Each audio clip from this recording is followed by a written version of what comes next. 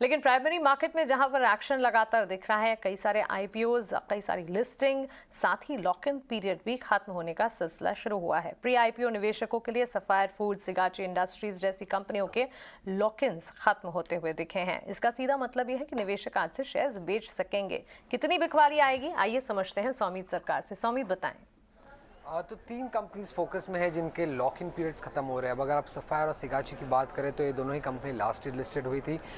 तो आज के डेट से जो प्री आईपीओ इन्वेस्टर्स है उन पे से जो लॉक इन पीरियड का रूल था वो अब खत्म हो चुका है, तो वो अपने शेयर्स फ्रीली बेच सकते हैं मार्केट में अगर वो बेचना चाहते हैं। तो सफायर फूड्स की अगर हम बात करें तो इशू प्राइस अगर हम देखें तो करीब 15% हायर ट्रेड कर रहा है, और जो नंबर ऑफ शेयर्स है जिन पे से अभी लॉक इन पीरियड हट चुका है वो करीब 2.8 करोड़ है, जो कि 44% है उनके टोटल शेयर होल्डिंग की।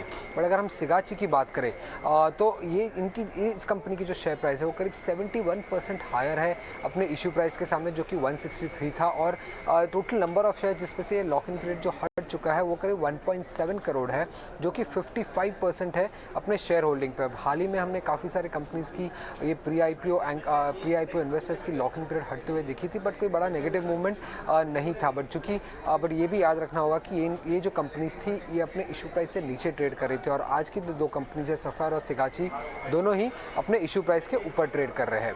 और आखिर में अगर हम ट्रैक्सन टेक्नोलॉजीज की बात करें तो यहाँ पे जो लॉक इन पीरियड खत्म हुआ है वो है एंकर इन्वेस्टर्स पे। अब इशू प्राइस था 80, म्यूटेड लिस्टिंग था, शेयर प्राइस अभी करीब 8% लोअर है अपने इशू प्राइस से, और जो नंबर ऑफ शेयर है जिन पे से लॉक इन पीरियड हट रहा है वो सिर्फ 0.9 करोड़ है, जो कि 9% है उसके टोटल शेयर होल्डिंग का।